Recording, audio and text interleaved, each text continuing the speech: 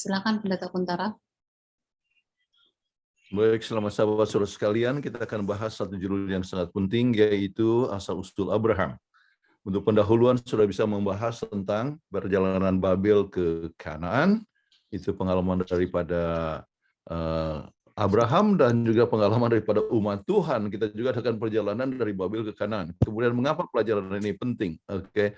Nah, perjalanan dari Babel ke Kanaan, ya Abraham mengadakan perjalanan dari Babel ke tanah perjanjian yang meninggalkan rumahnya kemana? Dia tidak tahu tujuannya, tetapi hanya dengan iman dia maju terus. Oke. Kemudian perjalanan Abraham jadi lambang perjalanan umat Tuhan dari Babel ya ke Kanaan surgawi. Ya, ini satu hal yang bagus untuk kita ingat juga. Nah, mengapa pelajaran ini penting?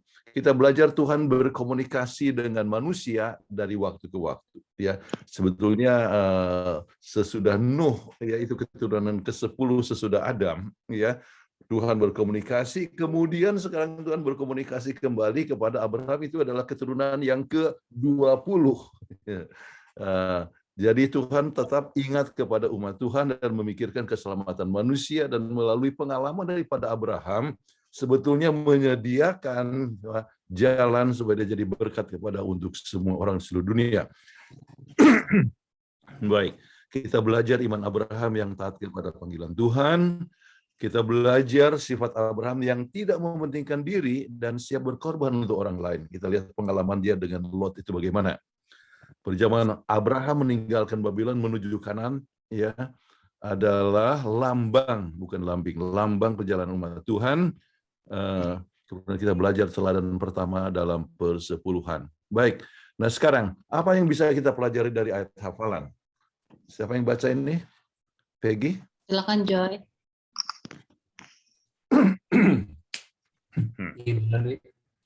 Ibrani 11 ayat 8, karena iman Abraham taat ketika ia dipanggil untuk berangkat ke negeri yang akan diterimanya menjadi milik pusakanya. Lalu ia berangkat dengan tidak mengetahui tempat yang ia tujui. Nah, berbicara tentang panggilan Tuhan, ada beberapa panggilan Tuhan kepada Abraham. Ini adalah pengalaman dia harus meninggalkan akan rumah, keluarga, harta, warisan, dan sebagainya ya, yang di Mesopotamia. Ya. Kemudian, tetapi ada juga waktu di mana Tuhan memanggil dia untuk ya pergi ke Mount Moria. Ya. Bedanya apa? Ini adalah dari segi ya meninggalkan dia dari keluarga. Tetapi kalau ke Mount Moria itu tujuannya untuk meninggalkan dia dari keturunan. Tuhan sudah menjanjikan akan ada keturunan, tetapi ya dia tetap ikuti panggilan Tuhan. Walaupun kita tahu suatu mukjizat telah terjadi, ya. Baik, panggilan Tuhan yang menunjukkan dan taat menunjukkan bagaimana ia adalah seorang yang beriman kepada Tuhan. Baik. Untuk garis besar pelajaran ya overview ya. Kita bisa bagi itu 6 pelajaran dalam 3 bagian penting. Perjalanan Abraham dengan tantangannya, Abraham dan Lot, kemudian Abraham dan Melkisedek. Ya, inilah yang kita akan coba bahas bersama-sama. Kemudian kita coba lihat yang pertama, Abraham dengan tantangannya. Mengapa Tuhan memanggil Abram, keturunan Sem, untuk meninggalkan tanah airnya dan keluarganya dari Babilonia? Ya, siapa sekarang yang baca? Irma sudah ada, kalau tidak Peggy? Ya. Berfirmanlah Tuhan kepada Abram, pergilah dari negerimu dan dari sanak saudaramu dan dari rumah bapamu ini ke negeri yang akan kutunjukkan kepadamu. Aku akan membuat engkau menjadi bangsa yang besar dan memberkati engkau serta membuat namamu masyhur, dan engkau akan menjadi berkat. Aku akan memberkati orang-orang yang memberkati engkau dan mengutuk orang-orang yang mengutuk engkau. Dan olehmu semua kaum di muka bumi akan mendapat berkat. Kejadian 12 ayat 1 sampai dengan 3. Jadi mengapa Abraham ini dipanggil ya untuk menjadi berkat ya dan menjadi berkat seluruh dunia. Dia kata semua kaum di bumi akan mendapatkan berkat. Dengan sendirinya ini berbicara mengenai masalah ya Yesus Kristus. Tetapi untuk itu dia harus tinggalkan apa? Babilonia ya. Tinggalkan itu bukan hanya tanahnya, bukan hanya keluarganya, warisannya, tetapi sifat-sifat Babilonia. Kita coba lihat hal ini ya dalam keterangan katakan pergi meninggalkan segala sesuatu jadi berkat ya. Sekarang sabda Tuhan untuk Abraham berhubungan dengan perjanjian itu bahwa semua bangsa di dunia akan diberkati melalui Abraham. Penggenapan nubuatan ini dimulai dengan meninggalkan masa lalu. Maka Abraham diminta meninggalkan semua yang dia kenal. Keluarganya, negerinya, bahkan dirinya sendiri mesti dilupakan. Intensitas perjalanan itu terjamin dalam mengulangi kata kunci, pergilah. Ya, yang muncul 7 kali dalam konteks ini. Abraham pertama-tama harus meninggalkan negerinya, Ur Kasdim, yang juga merupakan Babel. Abraham harus meninggalkan tanah air, keluarga, serta warisan, serta panggilan Tuhan, ya, sebuah panggilan Tuhan. Nah, pertemuan arkeologi, kebetulan saya banyak mendalami arkeologi dulu, menunjukkan kesuburan Mesopotamia dan kebudayaan yang tinggi, ya. Misalnya saya ingat ya tentang irigasi yang luar biasa sekali, ya. Jadi budaya yang sangat tinggi, ya. Ada sistem pemanas yang bagus sekali, ya. Jadi dia semua tinggalkan kemana, tempat yang dia tidak tahu. Abraham meninggalkan semuanya untuk menjadi berkat, dan melalui Abraham segala bangsa akan mendapat berkat, yaitu melalui ya Yesus Kristus. Ya, baik. Saya sepertinya menggunakan slide yang berbeda. Maafkan, saya coba ganti dulu ya. Sebab saya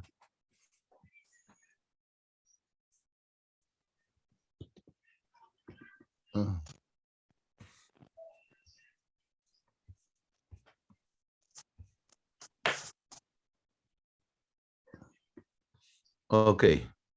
Saya rasa harus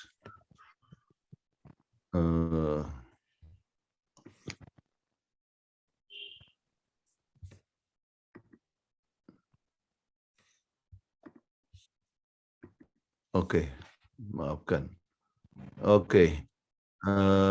Ini kita sudah kita coba lihat ya, yang berikut. Oke. Kita coba. Nah, sekarang apa yang menyebabkan umat Tuhan di akhir zaman harus meninggalkan Babylon? Apakah persamaan dengan pengalaman Abraham? Oke. Joy. Wahyu 18 ayat 1 sampai 4. Kemudian daripada itu aku melihat seorang malaikat lain turun dari surga. Ia mempunyai kekuasaan besar dan bumi menjadi terang oleh kemuliaannya. Dan ia berseru dengan suara yang kuat, katanya, sudah rubuh Babel, kota besar itu. Dan ia telah menjadi tempat kediaman roh-roh jahat dan tempat bersembunyi semua roh najis dan tempat bersembunyi segala burung yang najis dan yang dibenci. Karena semua bangsa telah minum dari anggur hawa nafsu cabulnya, dan raja-raja di bumi telah berbuat cabul dengan dia. Dan pedagang-pedagang di bumi telah menjadi kaya oleh kelimpahan hawa nafsunya.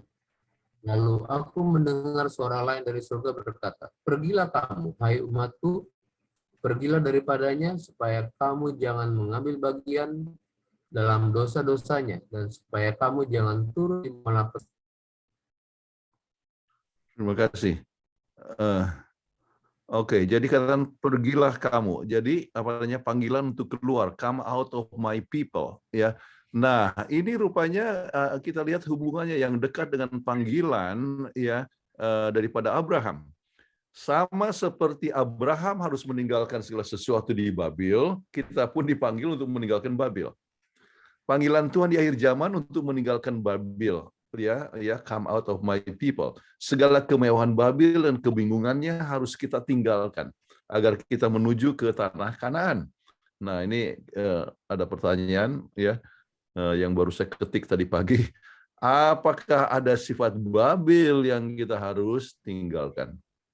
Itu kita harus pikirkan ya, sifat Babel. Kita ingat Babel itu apa? Bagaimana? merasa diri benar, ya tidak percaya kepada Tuhan, percaya kepada kepintaran pribadi dan sebagainya. Ya, apakah ada sifat Babil yang kita harus tinggalkan? Kita juga dipanggil untuk jadi berkat bagi dunia.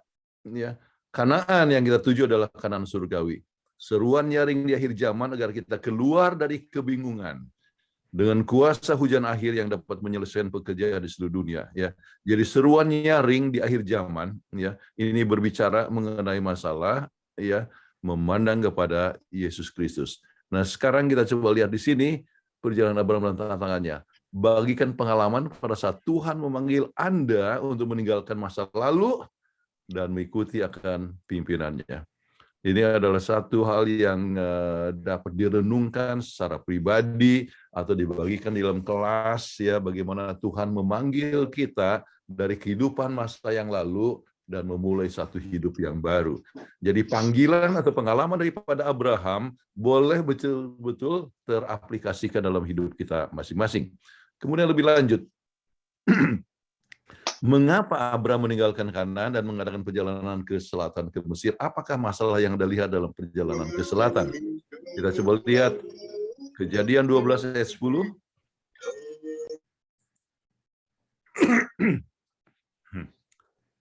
Siapa ini? Peggy atau? Ya, Kejadian 12 ayat 10. Ketika kelaparan timbul di negeri itu, pergilah Abram ke Mesir untuk tinggal di situ sebagai orang asing, sebab hebat kegelapan di negeri itu. Baik, jadi dia pindah oleh sebab apa? Kelaparan. Nah, kita melihat ini ada beberapa unsur pelajaran yang kita bisa lihat. Ya, pertama ada bukti, ya, adanya kelaparan. Bukti orang-orang Kanaan pergi ke Mesir pada saat kelaparan dibuktikan dengan baik dalam teks-teks Mesir kuno. Ya, dalam ajaran Mesir, ya, Merikare, ya, sebuah teks yang disusun selama periode kerajaan pertengahan, itu tahun 2060 sampai 1700 sebelum Masehi ini, ya. Orang-orang yang berasal dari Kanaan diidentifikasi sebagai orang Asia yang menyedihkan, ya. Amu, ya, digambarkan sebagai celaka, kekurangan air, dia tidak tinggal di satu tempat. Makanan mendorong kakinya, artinya oleh sebab tidak ada makanan, jadi mereka harus mengadakan perjalanan menuju ke Mesir. Ya, godaan Mesir sering menjadi masalah bagi orang Israel kuno. Ya, Mesir dengan demikian menjadi simbol manusia yang lebih percaya kepada manusia daripada Tuhan. Oke, di Mesir di mana air dapat dilihat setiap hari, iman tidak diperlukan, ya. Begitulah dalam kecukupan sering kadang-kadang orang kekurangan iman, ya. Karena tanah janji tanah itu sudah dilihat di Mesir dibandingkan dengan Kanaan, negeri kelaparan. Mesir terdengar seperti tempat yang bagus terlepas dari apa yang Tuhan katakan kepadanya. Nah, ini ternyata kelaparan itu betul-betul dibuktikan sebab, ya, inilah dalam masa inilah Abraham itu pergi ke Mesir, ya, tahunnya sekitar 1900 sekian sebelum Masehi. Kemudian apakah ujian yang Abraham hadapi di Mesir dan bagaimana ia menyambutnya? Kejadian 12 ayat 11 sampai 13. Pada waktu ia akan masuk ke Mesir, berkatalah ia kepada Sarai istrinya, "Memang aku tahu bahwa engkau adalah seorang perempuan yang cantik parasnya. Apabila orang Mesir melihat engkau, mereka akan berkata, itu istrinya. Jadi mereka akan membunuh aku dan membiarkan engkau hidup." Baik, ada beberapa orang yang mungkin para laki-laki akan coba lihat di surga nanti. Bagaimana sih cantiknya itu si Sarah, ya. Kemudian bagaimana itu cantiknya Rahel? Bagaimana cantiknya, artinya sebab dikatakan sangat cantik sekali sampai dia siap untuk menipu, ya, membohongi, ya, sebab resiko takut dia akan dibunuh dan sebagainya. Baik, nah sekarang ujian untuk Abraham. Ini Anda kalau baca dalam tulisan Roh Nubuat, ya, tentang ini. Sementara Abraham mengadakan perjalanan, dia mendapatkan tanah yang makin lama makin kering kerontang. Ya, ini merupakan ujian bagi Abraham yang meninggalkan tempat yang subur dengan budaya yang tinggi. Apakah benar ini panggilan Tuhan? Ya, Ya, betapa sering kita menghadapi tantangan yang sama saat menghadapi kesulitan hidup. Apakah benar Tuhan memanggil kita? Apakah Anda pernah perhatikan? Ya, kadang-kadang saya berhadapan dengan orang-orang, saya sudah tinggalkan semua, tetapi hidup saya makin lama makin susah. Ya, jadi itulah pengalaman yang sering kita hadapi dalam kehidupan sehari-hari. Ya, dan kita lupa bahwa sering itu semua hanyalah sekedar ujian. Ya, bagaimana apakah kita tetap kuat walaupun kita menghadapi tantangan hidup. Bayangkan, tinggalkan daerah subur makin lama makin kering. Ya, mereka yang pergi ke Israel tahu bahwa ada banyak tempat-tempat yang kering sekali di sekitar Israel. Oke, artinya banyak umumnya seperti padang gurun, ya. Namun ia tetap ya melihat itu adalah suatu panggilan Tuhan. Nah, godaan di kota Mesir, kita coba lihat ya. Di sini Abraham sekarang meninggalkan Kanaan, berbeda dengan Abraham meninggalkan Ur sebelumnya. Abraham digambarkan sebagai pria yang beriman meninggalkan Ur sebagai tanggapan atas panggilan Tuhan. Sekarang Abraham meninggalkan tanah perjanjian atas kemauan sendiri. Sebelumnya Abraham mengandalkan Tuhan, sekarang dia berperilaku seperti politisi, empiris, ya, manipulatif dan tidak etis yang hanya mengandalkan diri sendiri. Nah, ini tulisan Roh Nubuat, oke. Selama dia di Mesir, Abraham memberikan bukti bahwa ia tidak lepas daripada kelemahan dan ketidaksempurnaan manusia. Di dalam menyembunyikan fakta bahwa Sarah adalah istrinya, ia telah meragukan penjagaan ilahi. Ia menunjukkan kurang iman dan keberanian yang amat sering dinyatakan dalam hidupnya.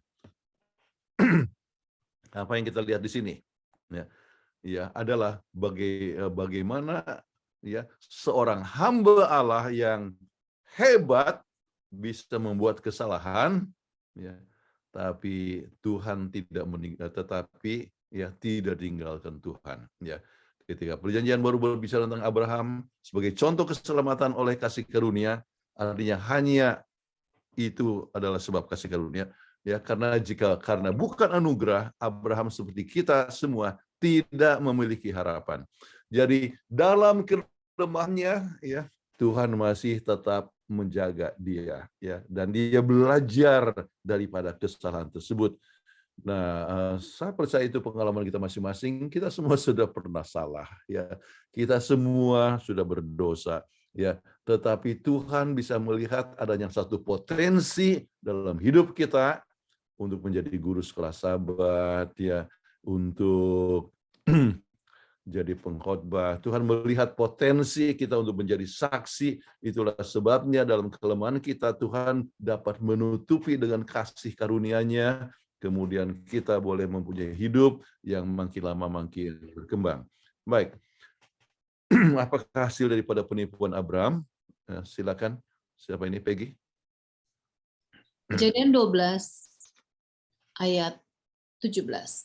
Tapi Tuhan menimpakan tulah yang hebat kepada Firaun, demikian juga kepada seisi istananya, karena Sarai istri Abraham itu. Kejadian 12 ayat 20. Lalu Firaun memerintahkan beberapa orang untuk mengantarkan Abraham pergi bersama-sama dengan istrinya dan segala kepunyaannya.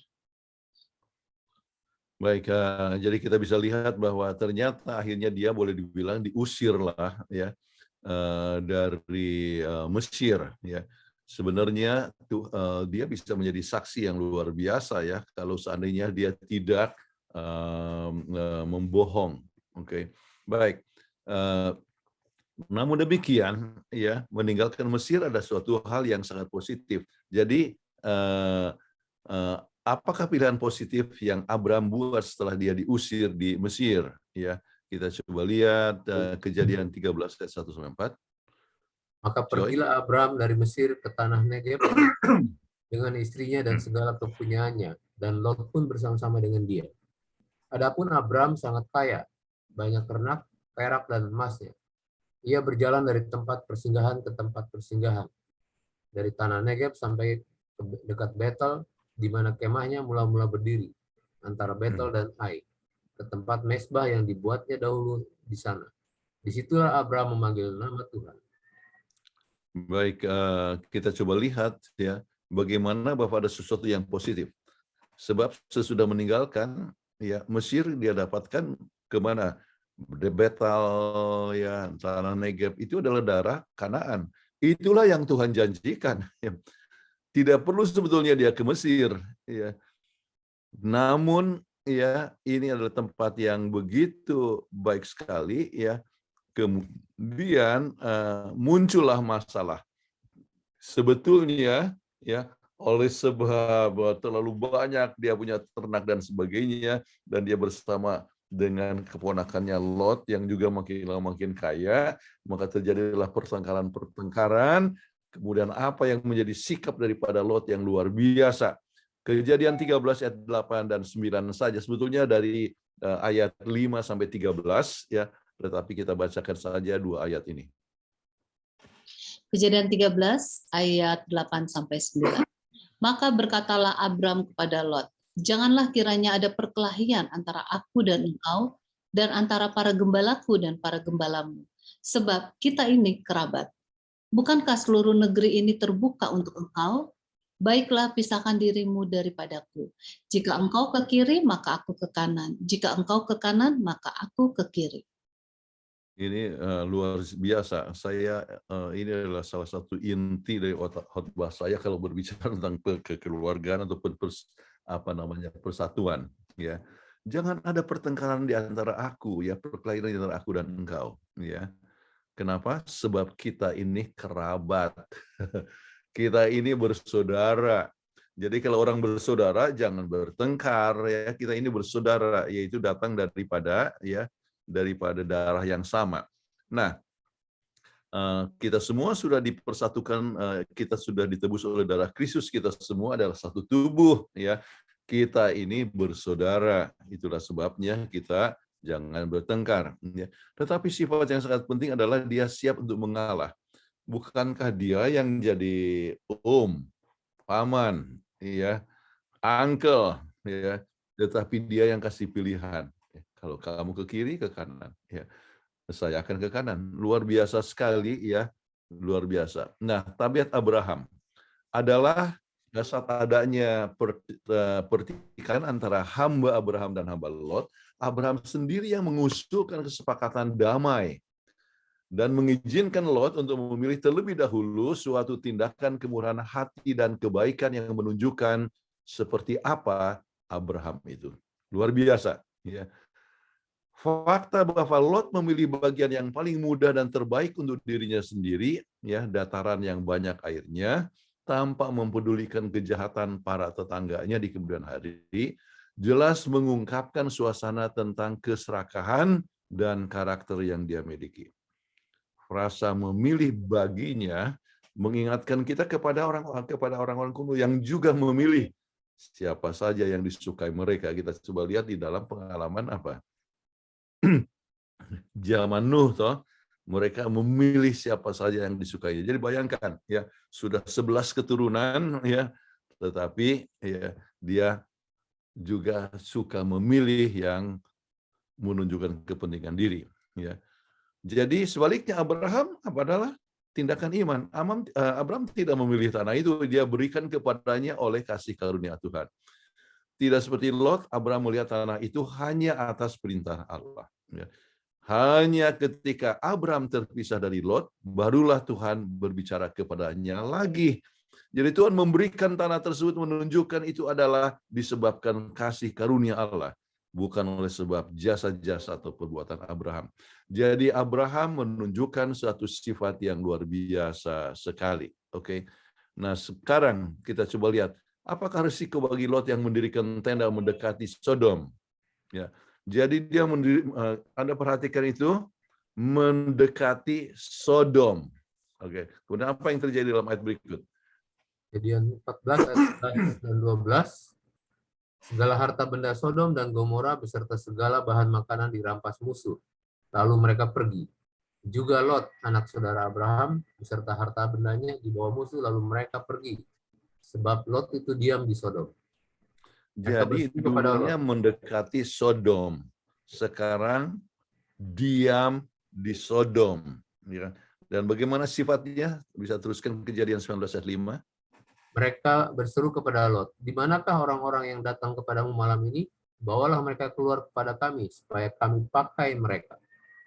Satu hal yang sangat menarik sekali kalau baca misalnya beberapa terjemahan, ya, supaya kami pakai mereka, itu dikatakan, ya, misalnya New English, kalau tidak salah New International Version dikata so that we may have sex with them. Ya. Artinya hubungan seksual ini adalah mengenai apa? Laki-laki dengan laki-laki. Jadi ini berbicara tentang sodomik, ya, tindakan sodomik atau homoseksual yang justru perkawinan sejenis itu diresmikan oleh Mahkamah Agung di Amerika Serikat. Jadi kita coba lihat ini adalah satu perkara yang merupakan suatu kejahatan di Sodom. Jadi sifat-sifat yang seperti ini, ya, ini Lot tinggal dalam suasana seperti itu, ya. Kemudian apa yang terjadi oleh sebab waktu, mungkin ini kita ringkas aja, ya, bagaimana Allah mengukuhkan keputusan Abram dengan percaya sepenuhnya kepadanya, ya, maka Tuhan memberikan suatu janji kepada, ya, kepada Abraham, ya, dikatakan kuberikan kepadamu, ya, seluruh negeri, kalau lihat ini keturunanmu untuk selama-lamanya, aku menjadikan keturunanmu tak debu tanah dari banyaknya, artinya akan berkembang biak, ya, sampai sekarang ini, ya. Jadi kita bisa lihat keturunannya akan artinya jumlah yang besar lah yang dimaksudkan, ya. Jadi kemudian dia pun mendirikan mezbah di situ. Jadi pelajaran sangat penting bahwa dia mengutamakan akan Tuhan. Nah, mungkin bagus untuk ada satu waktu perbincangan, dan apa yang diperbincangkan, bagikan keputusan yang engkau telah buat yang mempunyai konsekuensi jangka panjang. Ya. Jadi bagikan pengalaman Anda, ya, konsekuensi jangka panjang. Misalnya memilih pekerjaan hidup, ya. Untuk saya, ya, untuk menjadi pendeta, ya, itu kan menentukan artinya masa depan, ya. Kenapa tidak jadi pengusaha saja misalnya, atau mengambil profesi yang lain. Jadi kita dapatkan bahwa masing-masing kita bisa mempunyai suatu keputusan yang mempunyai konsekuensi jangka panjang, ya. Memilih teman hidup, ya, ataupun memilih pekerjaan hidup, memilih agama kita, ya. Itu adalah kita bisa share, dan kita coba lihat bagaimana Tuhan memimpin kita masing-masing. Nah, sekarang, ya, mengapa Lot telah ditawan dengan tawanan perang? Ya, kita tahu bahwa oleh sebab ada terjadi suatu peperangan ini antara raja, artinya Raja Arafel, Raja Sinir, Ariok, Elam, ya, Raja Elam, ya, ini adalah dari Asyur, ya. Kemudian berperang melawan Bera dan Sodom, ya. Mereka sebetulnya di bawah daripada kerajaan-kerajaan itu, tetapi memberontak, maka itulah sebabnya mereka itu ditawan, ya. Jadi apa yang terjadi, segala harta benda Sodom dan Gomora beserta dengan makan dan manusianya itu dibawa, dan itulah yang telah menyebabkan Abraham mengambil resiko untuk membebaskan keponakannya, ya, dan dia bawa dia punya tentara, ya, ada 318 orang, ya, kemudian mengejar sampai dia membuat suatu apa namanya, membebaskan mereka. Nah, sekarang mengapa Abraham menolak mengambil barang jarahan perang untuk dirinya sendiri? Silakan, siapa yang baca sekarang? Kejadian 14 ayat 21 sampai 24. Berkatalah Raja Sodom itu kepada Abram, berikanlah kepadaku orang-orang itu, dan ambillah untukku harta benda itu. Tetapi kata Abram kepada Raja negeri Sodom itu, aku bersumpah demi Tuhan, Allah yang Maha Tinggi, pencipta langit dan bumi.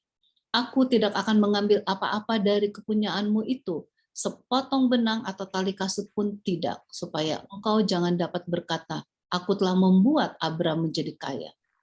Kalau aku, jangan sekali-sekali. Hanya apa yang telah dimakan oleh bujang-bujang ini dan juga bagian orang-orang yang pergi bersama-sama dengan aku, yakni Aner, Eskol, dan Mamre. Biarlah mereka itu mengambil bagiannya masing-masing. Nah, sekarang pertanyaannya, mengapa dia menolak? Dia mau tunjukkan bahwa Tuhan sudah memberkati dia. Jadi, aku telah membuat Abraham menjadi kaya. Ya. Jadi, ya, ia percaya bahwa bukan oleh sebab usaha dia, ya, jadi berperang dapatkan jarahan, ya, itu adalah usaha pribadi, ya, tetapi dia menunjukkan kekayaan itu datang daripada Tuhan. Jadi adanya prinsip daripada keselamatan eh, oleh iman atau hidup dengan kasih karunia sampai kepada harta yang diperoleh tersebut. Nah, sekarang setelah hidupnya diselamatkan dengan ajaib, mengapa Lot kembali ke Sodom? Ya, kenapa? Ini artinya ada sesuatu. Artinya dia merasa apa namanya, daya tarik keduniawian yang kuat. Lot lebih memikirkan kekayaan daripada keamanan ataupun kerohanian. Ya, mungkin juga sebab bujukan dari istrinya. Sebab kita ingat istri Lot, ya, yang berpaling ke arah Sodom, ya, pada saat keluar dari Sodom dan Gomora. Kemudian kita tahu, nanti kita akan pelajari lebih lanjut bagaimana, ya, akhirnya yang dia dapatkan itu adalah hampa, kosong, akhirnya hilang segala sesuatu. Ya. Nah, sekarang masuk kepada bagian ketiga, Abraham dan Melkisedek. Siapakah Melkisedek? Kontras apa yang Anda lihat antara Raja Salem dan Raja Sodom dan Gomora? Silakan, Joy. Kejadian 14 ayat 18. Melkisedek, Raja Salem, membawa roti dan anggur. Ia seorang imam Allah yang maha tinggi. Kejadian 14 ayat 2. Melkisedek berasal dari kota Salem yang berarti damai. Sebuah pesan yang tepat setelah kekacauan perang. Komponen, ini data yang ini. Oke, jadi Sedek, ya, ya. Jadi kalau Salem, ya, berarti damai, ya, shalom, ya, damai. Kemudian berbeda dengan dan Melkisedek, ya, artinya keadilan. Muncul kontras dengan nama Sodom, ya, artinya kejahatan, Gomora, ya, dalam kekejian, ya. Jadi ini nama ini mewakili untuk menunjukkan sesuatu perkara yang sangat berbeda, ya, antara Sodom dan Gomora dengan Salem, ya, ya. Artinya kemudian bagaimana pandangan Anda mengenai berkat yang diberikan oleh Melkisedek kepada Abraham? Kita coba lihat di dalam Kejadian 14 ayat 19 sampai 20. Kejadian 14 ayat 19 sampai 20. Lalu ia memberkati Abram, katanya, diberkatilah kiranya Abram oleh Allah yang maha tinggi, pencipta langit dan bumi, dan terpujilah Allah yang maha tinggi yang telah menyerahkan musuhmu ke tanganmu. Lalu Abram memberikan kepadanya 1/10 dari semuanya. Thank you. Ini ada kadang-kadang masih ada kata bahasa Inggrisnya, sebab saya menyiapkan ini juga untuk mengajar dalam kelas bahasa Inggris, kelas saya di Amerika ini, ya. Kemudian sesudah saya buat bahasa Inggris, baru saya buat, ya, bahasa Indonesia aja. Oke, jadi itu adalah kejadian.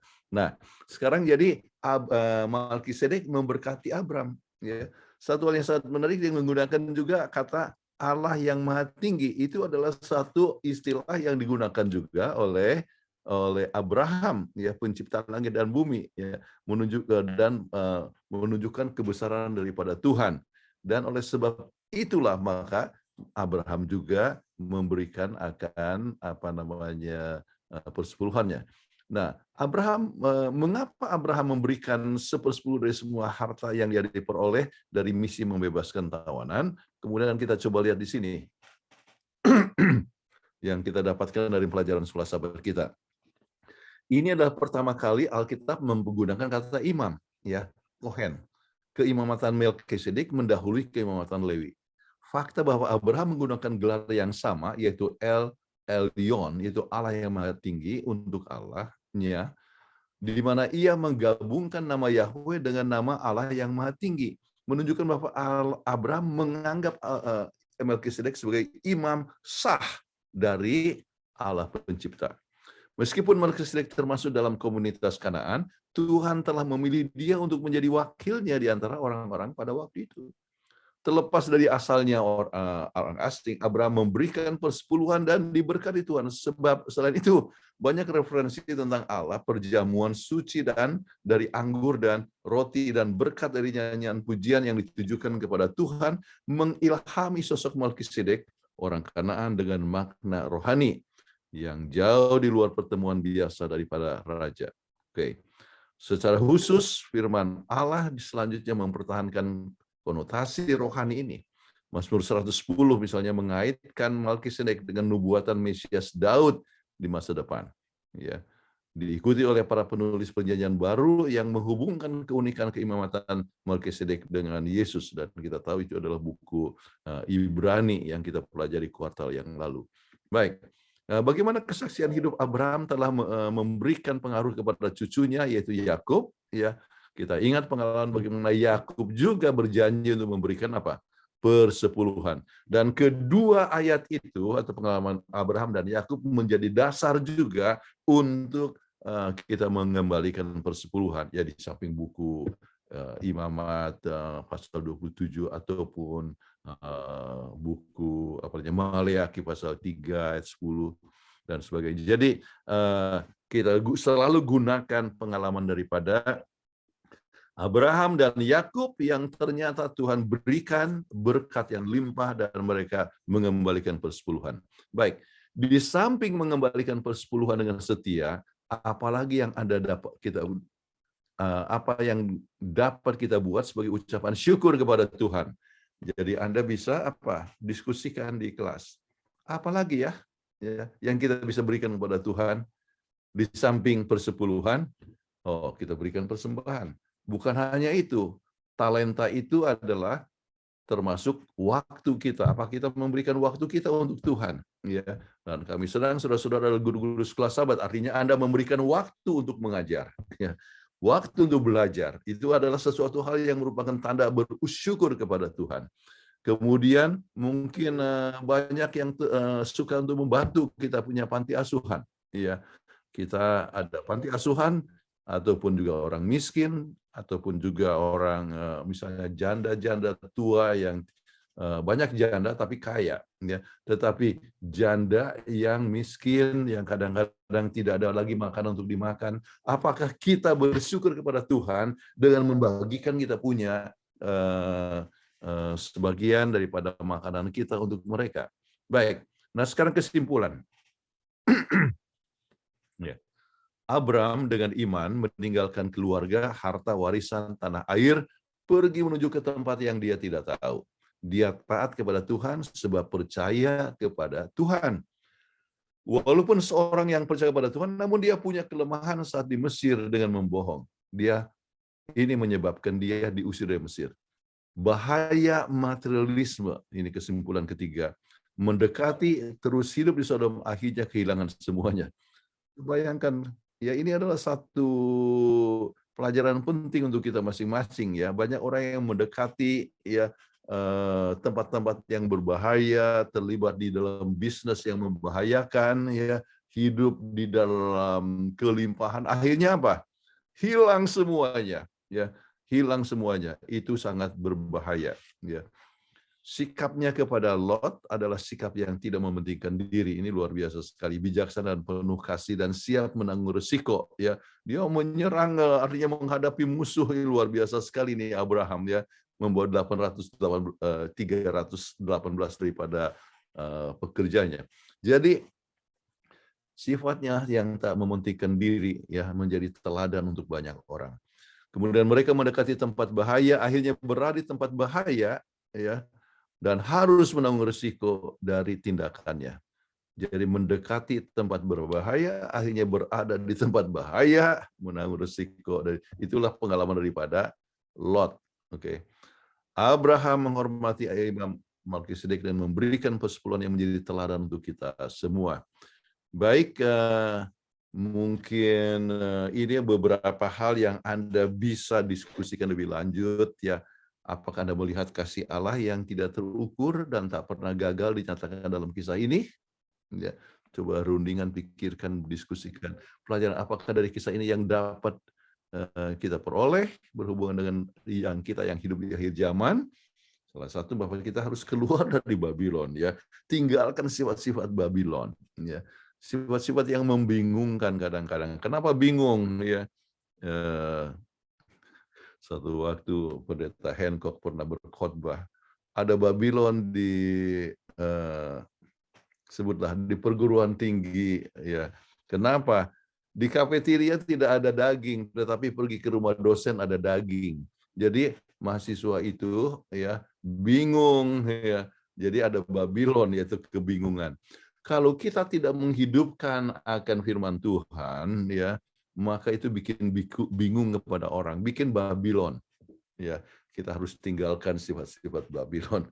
Apakah pelajaran penting yang Anda pelajari dari pelajaran ini, ya, Anda bisa rundingkan ataupun renungkan dalam kehidupan sendiri-sendiri. Baik, Reflecting Christ 205 ini ada dua, semuanya dari halaman yang sama.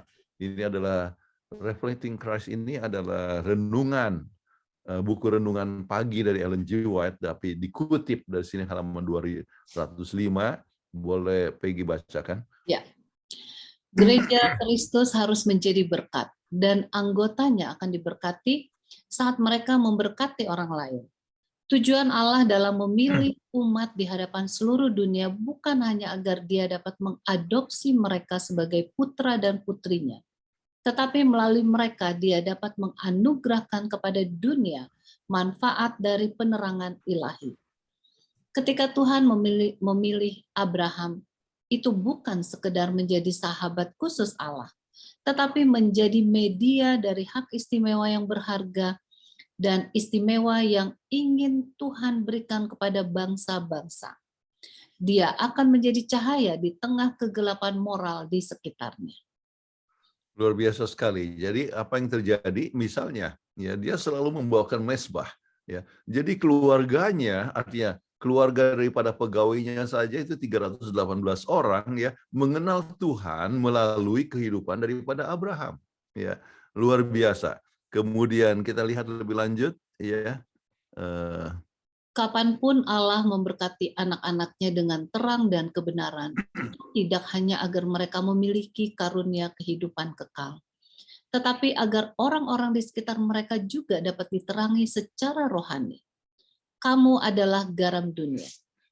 Dan ketika Tuhan membuat garam anak-anaknya, itu tidak hanya untuk pemeliharaan mereka sendiri, tetapi mereka dapat menjadi agen dalam melestarikan orang lain.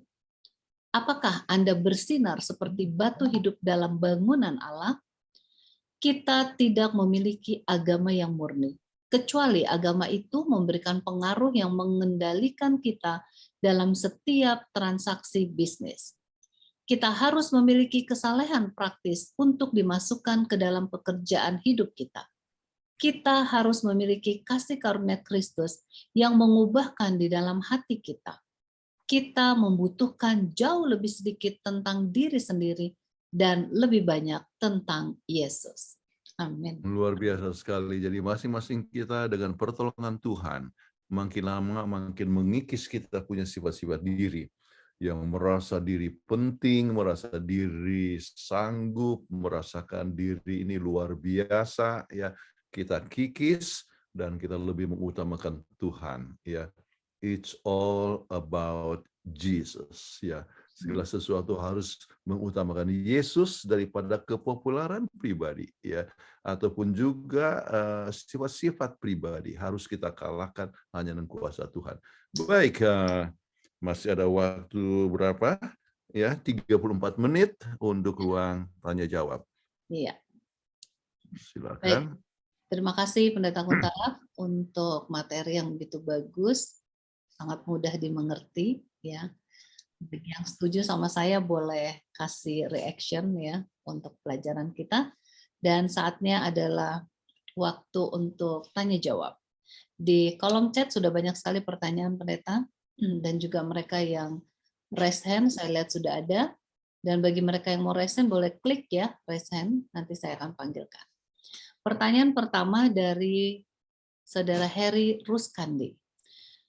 Mengapa pelajaran ini telah mencapai inti dari kitab Kejadian? Pertanyaan yang kedua, mengapa Abraham yang berbohong perihal Sarah sebagai istrinya, tetapi Allah menghukum atau menulahi Firaun?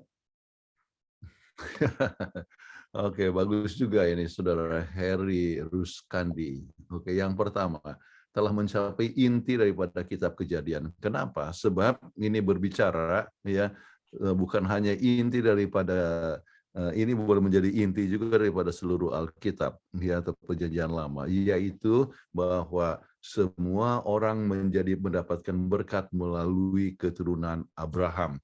Kenapa? Sebab dari keturunan Abraham adalah kita dapatkan Yesus Kristus, bukan? Ya, jadi Yesus ya melalui Yesus segala bangsa akan menjadi berkat. Jadi itu adalah inti daripada buku ya Kejadian ya tentang Abraham. Sebab yang lainnya itu ya adalah sampai ya akhir daripada buku Kejadian kan tentang Yusuf. Yusuf itu siapa? Ya, Yusuf adalah keturunan Abraham. Ya. Kemudian ya yang menjadi sekarang kita sebutkanlah bahwa kebenaran itu datang dari Israel. Israel itu siapa? Itu adalah cucu daripada Abraham. Jadi mau tidak mau kita harus tidak bisa terlepas daripada Abraham, bapak yang menjadi dia adalah bapak orang percaya ya. Sampai selalu disebut-sebutkan, tidak ada nama di Perjanjian Lama yang di Perjanjian Baru yang lebih banyak disebutkan ya. Lebih banyak daripada nama Abraham ya. Mereka disebut artinya Abraham bapak kita. Jadi itulah sebabnya disebutkan sebagai inti ya daripada kitab Kejadian. Nah, mengapa Abraham ya membohongi Firaun, tetapi Firaun yang dihukum ya itulah ya kita mengetahui bahwa itu yang dibuat oleh Firaun ya juga mempunyai suatu kesalahan ya. Kenapa? Mau sembarangan saja untuk coba mendekati akan wanita yang lain ya. Jadi sifat poligami apa semua bukankah satu hal yang dapat direstui oleh Tuhan. Jadi dia juga bersalah. Nah, ternyata bahwa dia mendekati akan wanita yang bukan dirinya itu menimbulkan suatu tulah ya. Artinya penyakit-penyakitlah kepada sisi daripada rumah daripada Firaun ya.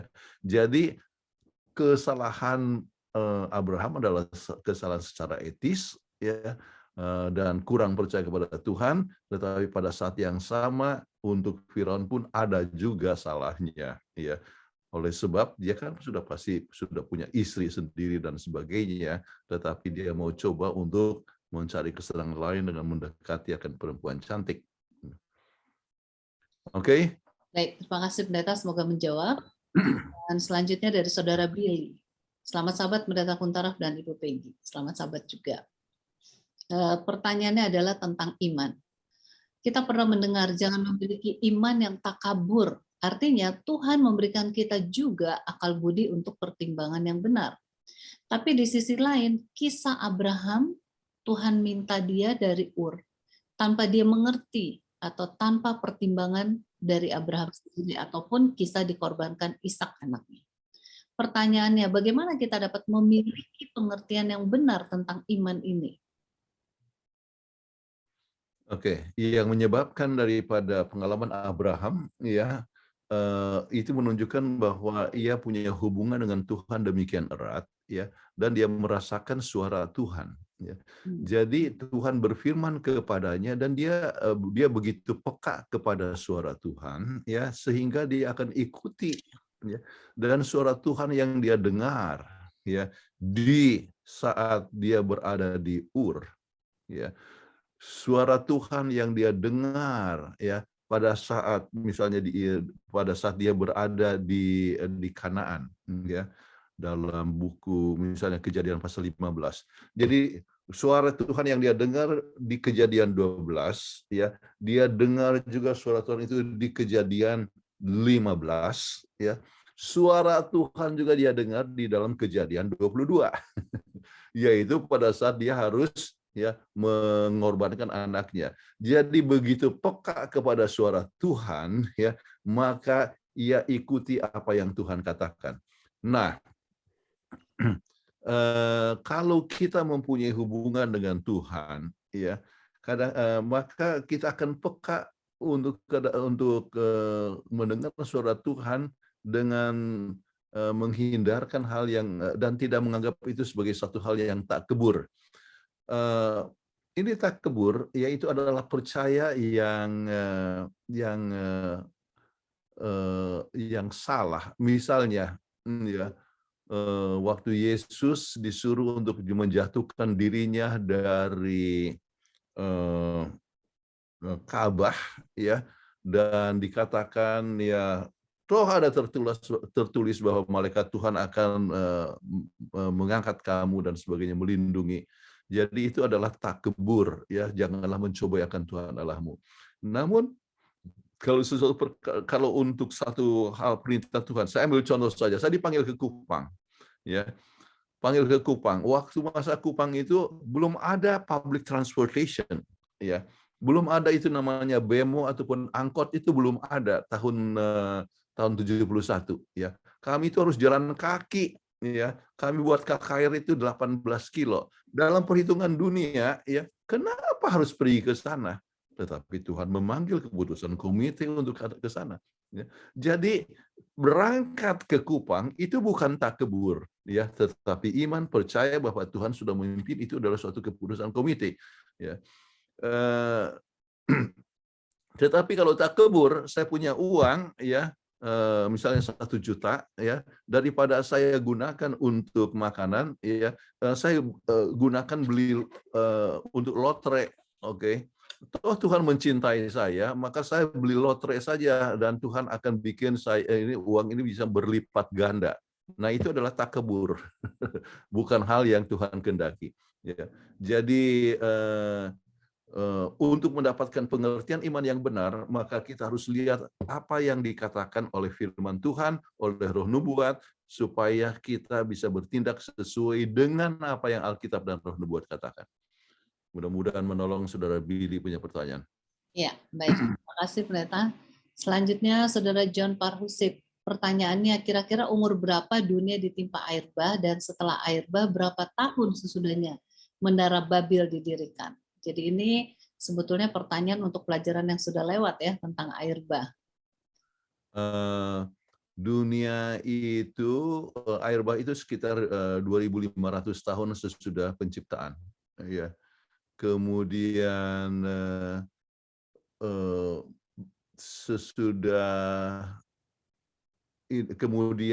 menara Babil itu lebih kurang ya pertengahan antara 2.500 sampai 1.900. Jadi kira-kira bisa 2.300 tahun sebelum Masehi. Iya. Jadi kita sebutkan sekitar 300 tahunan. Baik, terima kasih dan semoga sudah menjawab, ya. Pertanyaan berikutnya dari Saudara Billy. Abraham adalah juga melakukan kesalahan seperti dustanya di Mesir atau tidak percaya perkataan Tuhan ketika dia berangkat ke Mesir. Tapi Abraham tidak menuai akibat bagi dirinya. Di kisah lain, pengalaman Adam dan Hawa yang menyebabkan dunia terkutuk, kisah dosa Daud yang menghancurkan kerjaan dan keturunannya. Apakah ada kualitas-kualitas dosa sehingga tercermin pada akibatnya? Apakah Tuhan membeda-bedakan dosa? Intinya adalah ini, apakah Tuhan membeda-bedakan dosa? Dosa adalah dosa. Iya. Setiap dosa itu mempunyai suatu risiko. Iya. Kemudian ada pengaruh-pengaruh yang buruk yang bisa terjadi. Ya, pengalaman daripada Abraham berdosa di Mesir, ya apa yang terjadi? Dia diusir dari Mesir. Ya. Jadi kan dia merasa senang di Mesir, subur, tidak ada masalah air dan sebagainya, tetapi dia harus diusir dari sana. Ya, jadi artinya mengurangi zon aman, artinya comfort zone untuk Abraham, ya. Tetapi Tuhan dapat bisa menggunakan setiap permasalahan itu boleh menjadi suatu berkat sesuai dengan rencana Tuhan, dan justru dengan kembali ke Kanaan, dengan diusir, sebetulnya dia memasuki tempat yang sebetulnya Tuhan janjikan. Oke. Dan disitulah menjadi satu tempat yang di mana orang Israel akan tinggal dan sebagainya. Kemudian apakah ada kualitas-kualitas dosa sehingga tercermin pada akibatnya? Saya percaya bahwa setiap dosa itu ada akibatnya yang buruk dalam diri kita. Paling sedikit ada perasaan bersalah dalam diri kita, dan kita menjadi suatu pengalaman yang salah. Sambil contoh kebetulan dari Abraham sendiri, oke. Jadi adalah satu kesalahan dia untuk menghampiri akan Hagar, ya. Walaupun itu adalah anjuran daripada istrinya, ya.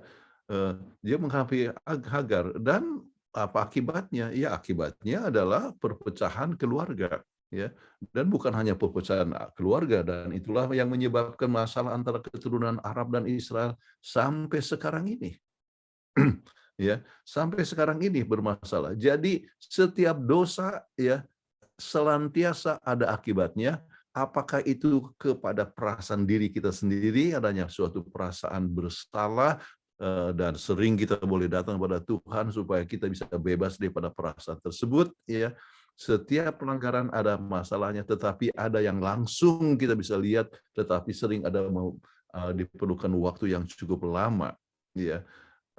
Sambil contoh aja pengalaman daripada Yakub, oke.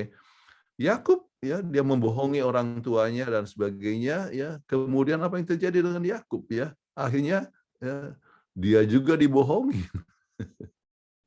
Oke. Kemudian dibohongin oleh siapa? Anaknya sendiri. Oke. Dia juga ditipu, ya. Dikatakan ditipu oleh siapa? Oleh mertuanya, sampai 10 kali dia punya ditipu. Jadi dia menipu, akhirnya dia ditipu, dan lebih banyak tipuan yang dialami oleh Yakub dalam hidupnya daripada dia menipu. Oke. Jadi kembali ada akibatnya. Amin. Terima kasih Pendeta. Dan sehubungan dengan tadi dosa masih ada, atau pengampunan masih ada pertanyaan dari Klub Ministry Training. Apakah masih ada pengampunan bagi pendosa seperti orang Sodom dan Gomora? Dengan sendirinya, sementara seorang hidup, ya, maka Tuhan akan selalu berbicara dengan segala macam cara supaya kita bisa datang kepada Tuhan, ya. Jadi mereka ini kita hidup, misalnya hidup pendosa seperti orang Sodom dan Gomora, kita sebutlah itu adalah orang yang orang homoseksual, oke. Banyak orang merasa bahwa ini adalah masalah keturunan, ya. Jadi seorang itu memang cenderung untuk demikian, ya. Nah, saya banyak sekali baca buku mengenai masalah ini, ya. Salah satu daripada buku Tim LaHaye tentang homoseksual dikatakan bahwa sexual identification itu adalah dalam 6 tahun yang pertama dari hidup seseorang. Jadi kalau misalnya orang itu seperti dia adalah laki-laki tetapi selalu dianggap perempuan, akhirnya dia cenderung jadi perempuan, akhirnya jadi lesbian, ya, dan sebagainya. Atau dia merasa seperti berbeda di seksualnya. Jadi adanya kecenderungan itu dalam waktu 6 tahun yang pertama dari hidup seseorang. Sebab ada yang kata, oh itu masalah hormon. Ternyata tidak begitu, ya. Sebab pada saat misalnya kurang testosteron, ya, supaya dia bersifat seperti laki-laki, jadi jangan banci, maka dikasihlah testosteron. Tetapi waktu dikasih testosteron, ternyata nafsunya lebih besar, tetapi juga kepada sejenis, ya, bukan kepada yang opposite. Jadi dengan demikian bahwa ini bukan masalah hormon dan sebagainya, ya. Jadi namun kita tahu bahwa ada orang yang cenderung untuk lebih menyayangi kepada orang sejenis daripada yang tidak, yang berlawanan jenis. Nah, kita punya pengalaman menunjukkan, misalnya dalam satu pertemuan di Cape Town, ada beberapa orang yang tadinya adalah mempunyai kecenderungan itu dapat mengalahkan kelemahannya dengan kuasa Tuhan. Jadi mereka sudah mempunyai praktek artinya homoseksual, ya, tetapi mereka kembali tahu bahwa itu adalah salah, tidak sesuai dengan kehendak Tuhan. Ada paling sedikit 3 orang yang kasih kesaksian dalam pertemuan di Cape Town, ya. Jadi apakah adakah ada pengampunan? Oh iya, sudah pasti. Sementara orang itu masih hidup. Allah itu adalah adil, setia dan adil kalau mengakui dosanya, kemudian dia mau mempunyai hidup yang baru, dan dengan kuasa Tuhan, Tuhan bisa memberikan satu kuasa supaya ia jangan lagi jatuh kepada kelemahan yang sama. Mudah-mudahan Ya, menolong terima kasih. pertanyaan dari saudara ini, ya. Ini dari apa? Club Ministry Training. Terima kasih Pendeta. Pertanyaan selanjutnya dari Saudara John Parhusi. Pendeta, apakah pendeta kita memberkati pernikahan sejenis di GMHK di Amerika? Karena kabar kita dengar pendeta yang tidak mau memberkati sejenis ini dibawa ke ranah hukum atau pengadilan. Iya, saya tidak pernah dengar ada pendeta kita yang memberkati pernikahan sejenis. Ya, nggak ada. Iya. Ya. Dan yang saya tahu di Kentucky pernah adalah seorang wanita, bukan Advent juga, ya, tetapi oleh sebab dia kita sebut clerk, ya, panitra. Dia panitra pengadilan, kemudian dia tidak mau membuat marriage certificate untuk pasangan yang dikawinkan oleh pengadilan, ya. Dan dia tidak mau menuliskan sertifikatnya. Akhirnya dia berhadapan dengan pengadilan, akhirnya dia masuk penjara. Tetapi akhirnya dia keluar, ya, sebab adanya suatu peraturan bahwa sesuai dengan religious affiliation, ya, afiliasi daripada keagamaan, seorang bisa berhak untuk mengambil suatu keputusan. Jadi sepanjang yang saya tahu, tidak ada pendeta Advent yang memberkati pernikahan sejenis. Baik, terima kasih Pendeta. Ini pertanyaan dari Saudara Raymond Andrew Sakul. Ini sebetulnya sudah dijawab Pendeta, ya, di pertanyaan yang di atas mengenai apakah orang berdosa itu diampuni atau tidak, ya. Jadi mungkin kita tidak bahas lagi, tapi kita lanjutkan kepada penanya berikutnya dari Saudara Erik Sinurat. Ya. Ini pertanyaan daripada Dr. Sakul ini berhubungannya dengan anak-anaknya, ya. Iya. Jadi ya, pengaruh dosa, ya. Pengaruh dosa yang menyebabkan mereka tidak peka kepada masalah pelanggaran, dan betul, ya, mereka menyebabkan hubungan dengan orang tua sendiri pada saat orang tuanya itu dibuat mabuk oleh anak-anaknya. Jadi mereka merasa tidak salah, dan apa yang terjadi, dan betul-betul itulah yang menjadi keturunan daripada Moab dan Amon. Dan orang yang hidup di Moab kita tidak sebutkan dapatkan lagi keturunannya, tetapi orang-orang di Jordania sekarang ini adalah Amon. Jadi kita sebut Aman, ya. Kotanya kan Aman, itu berasal dari kata Amon, ya. Jadi tapi itu adalah orang-orang Arab, ya. Jadi mungkin keturunan daripada Amon dan Aman sudah tidak ada. Amon dan Moab sudah tidak ada, tetapi mereka hidup di dalam suasana yang tidak peka kepada pelanggaran hukum Tuhan, ya, sehingga berhubungan dengan orang tua sendiri dirasa tidak salah. Tapi ini pertanyaannya adalah sehubungan dengan pendosa sodomi, orang Gomora, gitu kan, segala macam. Tapi intinya adalah apakah masih ada pengampunan bagi mereka? Oh ya, kalau mereka datang kepada Tuhan, ya, maka pengampunan masih bisa kalau artinya kita ketemu berapa besar pun dosa kita, ya, orang yang membunuh, ya, dan sebagainya, kalau seandainya dia mau bertobat kepada Tuhan, terjamah oleh kasih Tuhan, dan dia mempunyai hidup yang baru, masih ada pengampunan bagi mereka. Ya, jadi kita ambil contoh seperti yang saya sebutkan tadi. Oh, itulah yang sudah dijawab tadi, kan? Ya, Ya, kalau mereka mau datang kepada Tuhan, maka mereka dapat diampuni. ya. Baik, pertanyaan selanjutnya dari Saudara Erik Sinurat. Kenapa kota Sodom dikonotasikan sebagai kota yang jahat, sementara ada Raja Salem, Melkisedek muncul dari sana?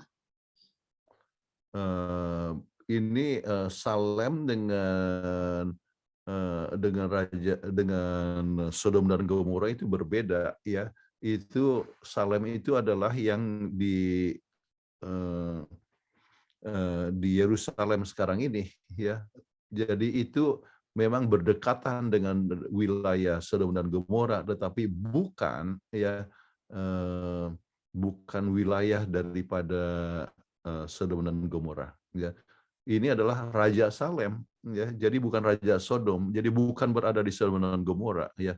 Tapi kita sebutlah dekat-dekat situ.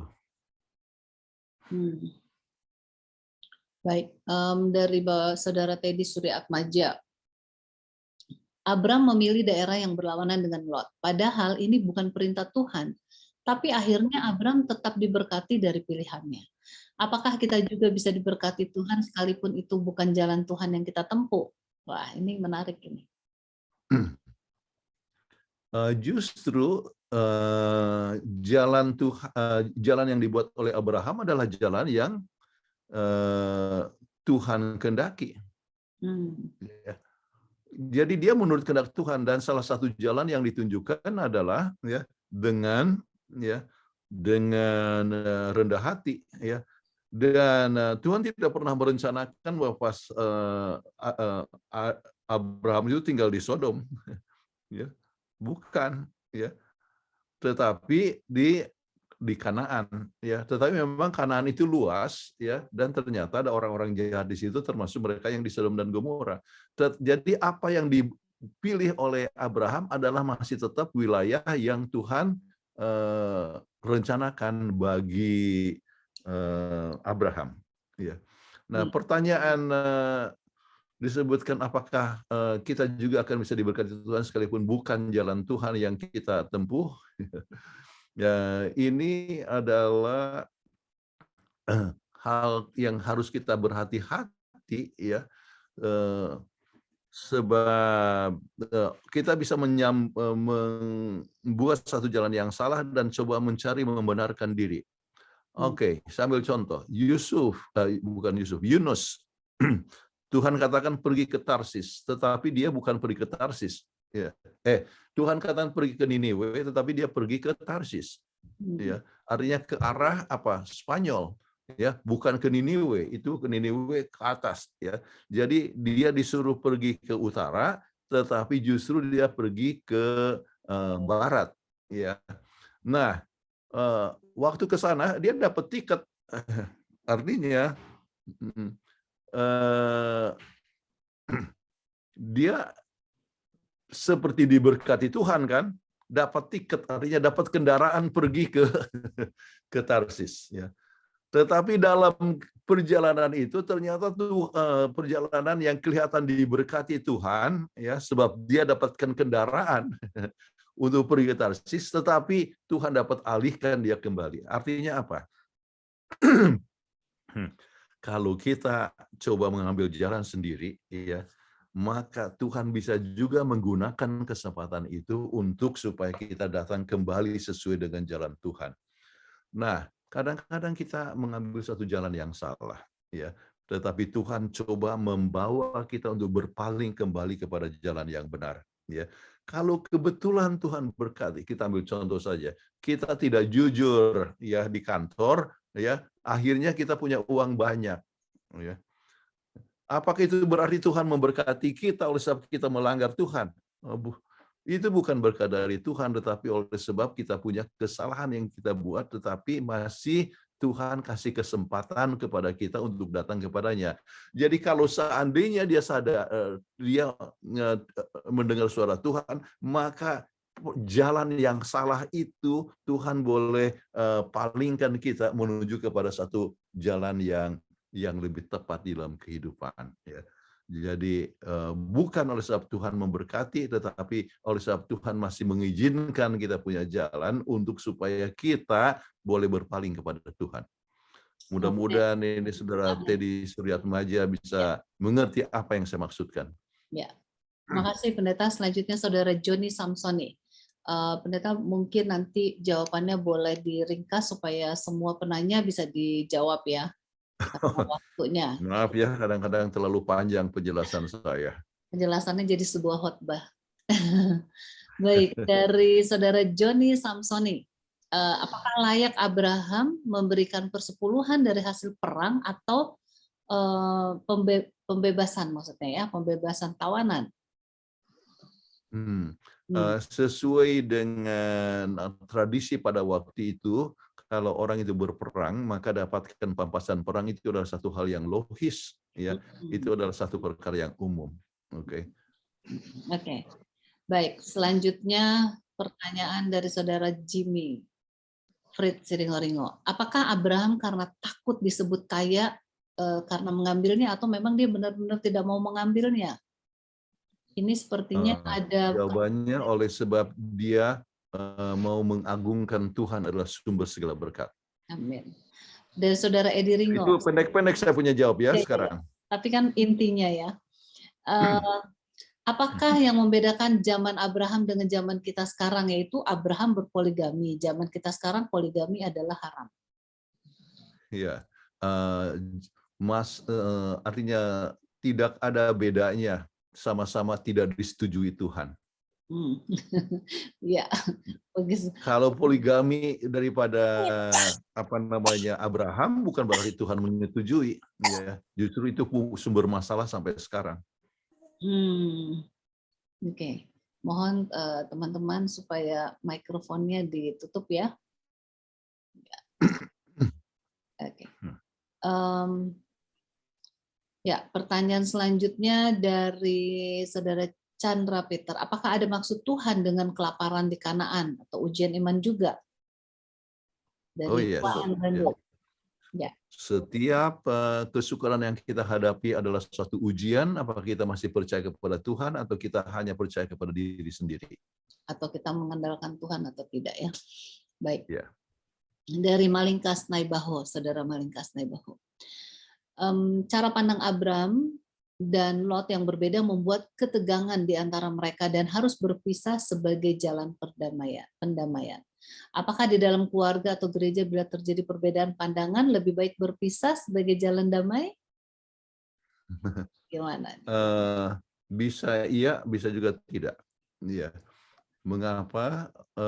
Oleh sebab Tuhan menghendaki suatu persatuan, ya. Dan kalau persatuan kita bersatu, maka kita akan lebih kuat, ya. Tetapi kalau saja gereja itu besar, ya, misalnya gereja untuk 500 orang, ya, maka sudah waktunya untuk terpisah, ya. Bahkan kalau sudah di atas 200 ya, 300 ya, maka kesempatan untuk melayani itu jadi sangat terbatas. Jadi beberapa orang tidak sempat untuk bisa melayani oleh sebab hanya beberapa orang yang bisa melayani, artinya untuk aktif. Jadi perbedaan pendapat, maka ada baiknya untuk masing-masing mempunyai suatu pelayanan. Ya, itulah yang dialami antara Paulus dan Barnabas. Ya. Jadi masing-masing dengan posisi, dan biarlah masing-masing bisa tetap mendukung satu sama lain dengan mendoakan satu sama lain. Jadi bukan untuk saling menyalahkan, wah jangan masuk di sana ya, itu ketuanya itu ngaco dan sebagainya. Jadi janganlah itu jadi satu persaingan, tetapi itu adalah satu kesempatan untuk memberikan suatu pelayanan yang lebih baik. Tetapi di dalam keluarga itu adalah berbicara tentang gereja, tetapi kalau keluarga ya biarlah sama seperti Abraham punya sikap, ya, jangan ada pertengkaran, pertikaian di antara kita sebab kita itu kerabat, ya. Biarlah mungkin tidak satu rumah, sebab memang hidup satu rumah tidak tepat, ya. Misalnya Anda punya keluarga dan keluarga adik saudara tinggal di rumah yang tepat, ya, yang sama, itu tidak tepat. Jadi kalau keadaan demikian sudah selayaknya pindah rumah, tetapi saling mendukung satu sama lain, tetap mengasihi, tetap berkunjung waktu tahun baru, ya, atau Imlek, ya. Jadi pelayanan bisa terpisah dengan kegiatan dan talenta masing-masing, namun ya saling mendukung. Iya, tetap mesra ya, Pendeta. Baik, Ya. ini ada pertanyaan sehubungan dengan pelajaran minggu lalu, Pendeta, dari saudari Evi Peo. Yang melihat aurat ayahnya adalah Ham. Pertanyaan, kenapa Kanaan anak Ham yang dikutuk? Iya. Ini sebenarnya kutuk itu adalah satu kita sebutkan foreknowledge, oke. Jadi mengetahui apa yang terjadi masa depan, oke. Nah, di dalam khayal, di dalam terang yang dimiliki oleh Nuh itu, ya, bahwa akan terjadi beginilah kepada Kanaan, ya. Jadi disebutkan kata kutuk, tetapi memang oleh sebab begini, oleh sebab pelanggarannya itu memberikan suatu akibat, ya. Jadi kesalahan daripada Ham, ya. Kemudian anaknya mengikuti jejak daripada Ham untuk tidak menghargai orang tua, untuk tidak menghargai Tuhan, maka akibatnya mereka itu mempunyai kehidupan yang susah, ya. Akhirnya mereka mempunyai kebiasaan-kebiasaan yang buruk dan sebagainya. Jadi itu adalah sesuatu perkara yang Nuh dapat lihat, ya. Tapi inilah yang telah terjadi. Saya lihat Evi sudah angkat jempol, jadi artinya saya sudah jawab pertanyaannya. Oke, iya. Selanjutnya, Saudara Erik Sinurat. Di dalam Kejadian 14 ayat 17, siapakah sebenarnya Raja Sodom itu?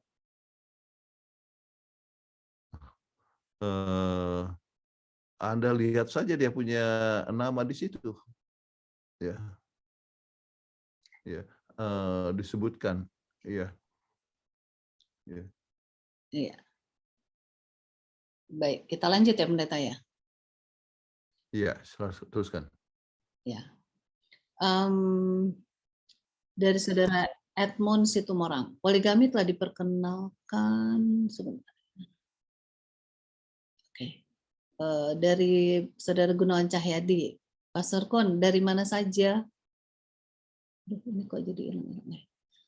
Dari mana saja sumber-sumber kekayaan Abraham itu? Apa saja dosa-dosanya yang benar-benar signifikan di hadapan hadirat Tuhan sehingga dia tidak bisa melihat dan masuk ke tanah perjanjian Allah?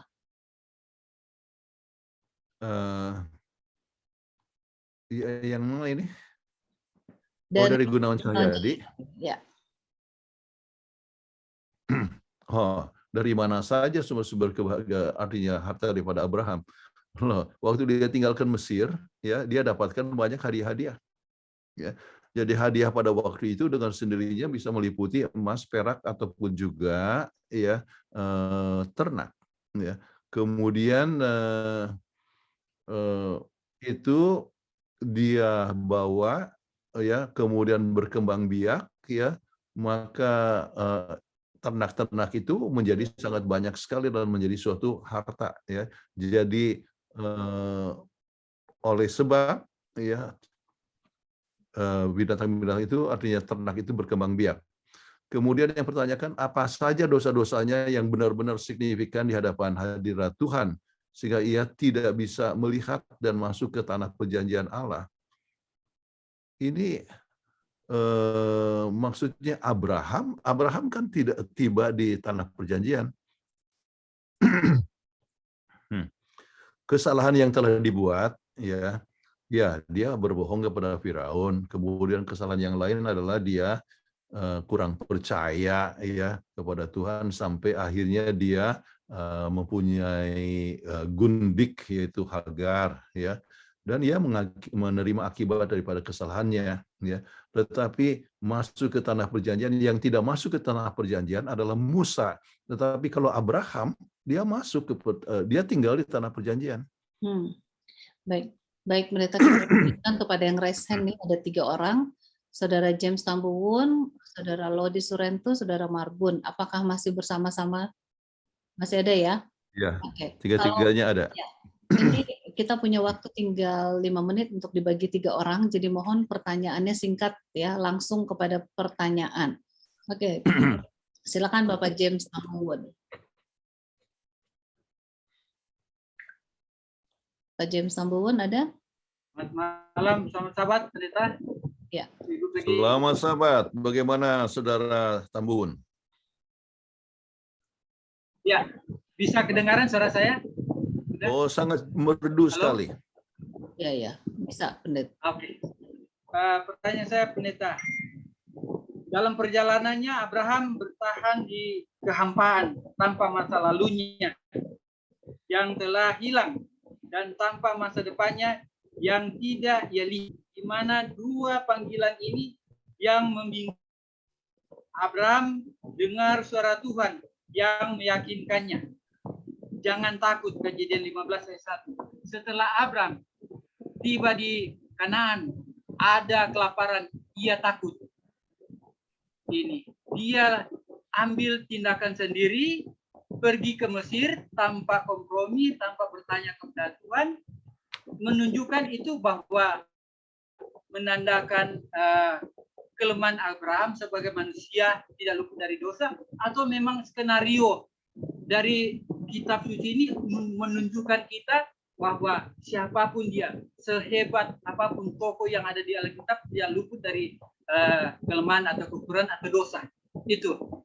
Dan itu pertama. Yang kedua tentang koalisi. Pak James, tolonglah langsung kepada pertanyaannya karena itu pertanyaannya lebih saya jawab saja. Ya, itu adalah kelemahan Abraham, tetapi itu adalah satu pelajaran untuk kita. Oke. Dan yang tentang koalisi, pendeta. Di sini kita tahu bahwa dari luar sudah masuk, Babel dari luar sudah masuk ke dalam gereja. Ada koalisi-koalisi. Bagaimana mengatasi koalisi-koalisi yang beda-beda tipis, saya lihat. Apalagi dalam pemilihan di jemaat-jemaat, ada beda-beda tipis. Dan kebiasaan Babel itu sudah masuk. Bagaimana itu, pendeta? Bisa kasih penjelasan? Terima kasih, pendeta. Oke, rahasianya tetap adalah kita kalau datang kepada Yesus, memandang kepada Yesus, maka kita dapat melihat mana yang terbaik untuk pekerjaan Tuhan. Jadi kita akan mengutamakan kualitas daripada suku ataupun family system. Kemudian bukan hal sebab orang punya harta diberikan kedudukan, tetapi kita akan selalu mengutamakan Tuhan lebih daripada segala sesuatu. Amin. Oke. Oke, terima kasih pendeta. Ya. Ibu Peggy, terima kasih. Ya, terima kasih Pak. Selanjutnya Bapak Saudara Lodi Surento, silakan. Baik, terima kasih. Selamat malam, selamat hari Sabat. Iya, tolong persingkat pertanyaannya ya Pak. Baik. Ya, silakan. Dengan Abraham yang dipanggil keluar, dia tidak tahu kemana dia mau pergi, tapi dia memiliki keyakinan bahwa dia akan dipimpin oleh Tuhan. Pendeta Kuntaraf katakan di tahun 71 ditempatkan di wilayah yang masih sangat baru dengan segala peradaban yang masih kurang. Itu sesuai dengan kebutuhan. Hari ini, dan itu sudah bisa dibuktikan, ada penempatan para hamba Tuhan di wilayah-wilayah yang boleh jadi terpencil, itu sebagai sebuah ganjaran atas pelanggaran mereka, atau yang dilihat oleh pimpinan dan dilaporkan tiba-tiba terjadi. Pendeta itu, hamba Tuhan itu ditempatkan di wilayah yang paling ujung mungkin. Ada yang langsung pertanyaannya Pak. Nah, pertanyaannya kira-kira pendeta melihat fenomena di tubuh organisasi kita hari ini bagaimana kira-kira dengan kondisi-kondisi seperti itu? Terima kasih. Ya. Mungkin saja ada sesuatu hal yang buruk terjadi kepada seseorang, ya. Namun keputusan yang buruk sekalipun kalau diterima dengan baik akan menghasilkan sesuatu yang jadi berkat. Amin. Ya. Amin. Jadi kalau Anda misalnya pendeta ditempatkan di tempat yang sangat ujung, oh jangan khawatir, puji Tuhan, sebab di tempat itulah kita akan belajar lebih bergantung kepada Tuhan, lebih dikuasai oleh Roh Kudus, dan Tuhan akan memberkati kita untuk puas dengan apa yang ada, dan kita dapat bertumbuh lebih lanjut di dalam pekerjaan pelayanan. Amin. Tapi kalau disuruh pimpinan bagaimana pendeta? Disuruh Bagaimana? pimpinannya bagaimana pendeta melihat? Oh, itu adalah tanggung jawab dia kepada Tuhan. Oh ya. Kalau seorang tidak setia di dalam tugasnya, maka dia pun tidak akan lama jadi pemimpin. Amin. Baik, terima kasih Pak Surento, dan selanjutnya Bapak Marbun. Halo, selamat malam Pak Pendeta Kuntaraf. Ya, Guru selamat saya. malam. Ya. Saya mulai Horas. statement saya dari Alkitab. Tuhan memberkati Potifar karena Yusuf. Ya. Dan Potifar adalah penyembah berhala dan segala macam. Pertanyaan saya, orang yang kerja di pabrik rokok, di kasino, di pabrik bir dan segala macam, apa komentar Pak Pendeta? Iya. Berbagai maksudnya orang Advent yang kerja di pabrik rokok. Betul, pastilah Advent lah. Oh, oke.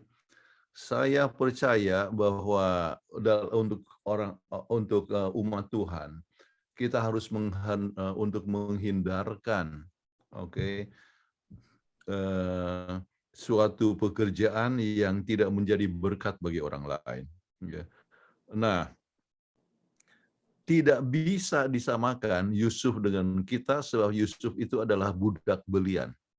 I see. Kalau budak belian tidak ada pilihan, dia harus kerja apa saja, ya. Dan ya oleh sebab pekerjaannya rajin dan sebagainya, maka hasil pekerjaannya yang menyebabkan itu Firaun itu jadi lebih berkembang, artinya di dalam arti kalau oleh sebab dia rajin, maka kebunnya lebih menghasilkan lebih banyak buah-buahan. Jadi kan diberkati oleh sebab apa? Pekerjaan daripada Yusuf, oke. Tetapi kembali poinnya adalah Yusuf budak belian tidak punya pilihan. Kalau Anda punya pilihan mau kerja di pabrik bir atau pabrik rokok atau mau kerja ya di rumah sakit, ya. Jadi oleh sebab adanya pilihan, maka umat Tuhan harus bijaksana memilih yang benar. Amin. Amin, Pendeta. Terima kasih. Ya, semoga menjawab ya Pak. Terima kasih Pak Marbun. Oke. Ya, Pendeta Kuntaraf, kita lewat 11 menit. Memang tadi kan juga ada masalah ya 5 menit, jadi saya tambahkan, dan terima kasih. Kita sudah menyelesaikan. Sebelum ini saya ingin sampaikan bahwa Jumat depan seperti begini, ya, saya akan ada di Switzerland, ya. Hari Senin saya sudah mulaikan perjalanan menuju, artinya dari Hungaria menuju ke Slovakia dan sebagainya, sampai Sabat depan itu di Switzerland. Tapi saya akan berikan bahan ini, artinya bahan, dan biarlah Ibu Peggy yang bacakan ya, atau Ibu Peggy mau minta yang lain dan sebagainya, terserah. Tapi saya kirimnya pada Ibu Peggy. Kalau ada pertanyaan, saudara bisa dijawab, ya. Atau ya bisa juga tuliskan pertanyaannya dan nanti Ibu Peggy yang akan bacakan, sebab waktunya yang berbeda ya agak susah dan kesibukan banyak setiap hari ya. Jadi biarlah pertanyaannya itu tertulis, kemudian bisa saya jawab dengan tertulis ya, kemudian Ibu Peggy yang bacakan. Boleh begitu? Waduh. Mantap, boleh. Mantap itu. Oke. Setuju. Baik, bagi mereka yang ada di WhatsApp group ya, dan juga di Telegram group, jika selama minggu berjalan ini memiliki pertanyaan untuk pelajaran kita ini, boleh tuliskan juga pertanyaannya di situ langsung. Jadi mungkin nanti pendeta akan menjawab pertanyaan tersebut ya di grup-grup ya. Dan bagi mereka yang belum bergabung di grup, linknya sudah dikirimkan oleh saudara Joy Sitompul, boleh bergabung di grup WhatsApp ataupun Telegram dari PGSSI. Nah, baiklah. Untuk selanjutnya nanti saya akan berikan pengumuman selanjutnya dan diharapkan untuk minggu depan kita tetap hadir ya semua, kita belajar bersama-sama, saling memberikan semangat satu dengan yang lain ya.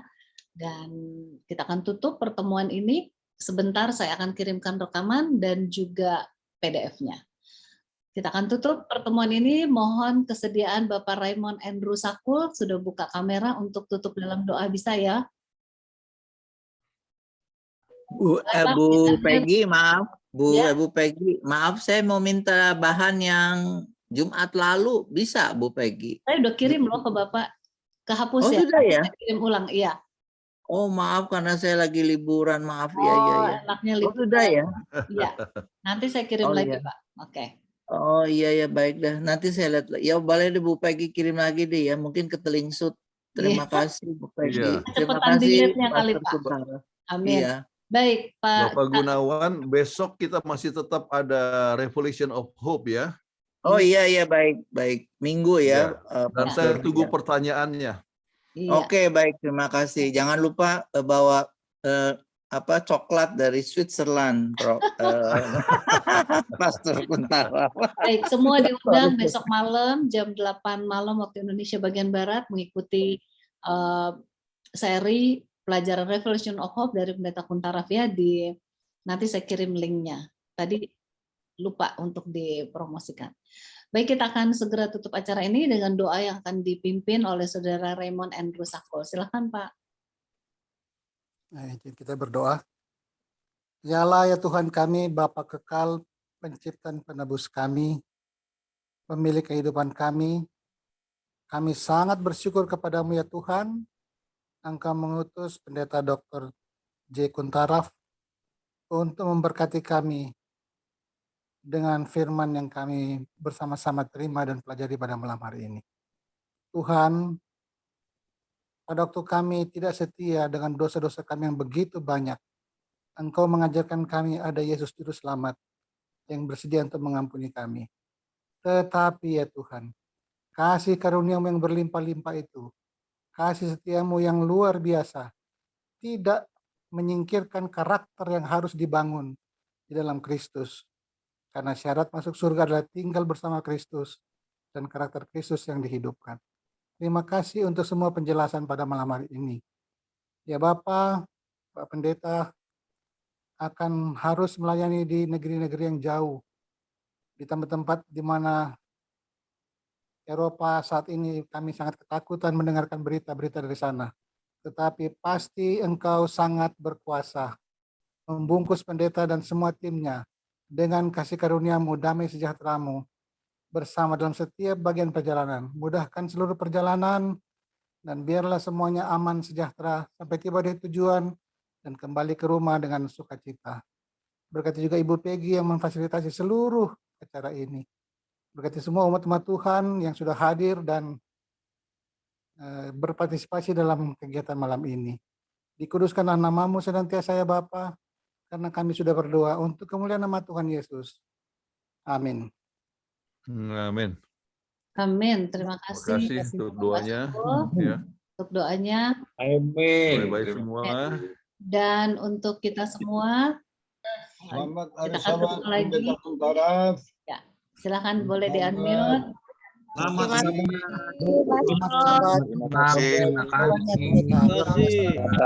Terima kasih semua. Sampai berjumpa. Iya. Terima kasih Pastor Kuntaraf dan Bu Peggy. Sama-sama.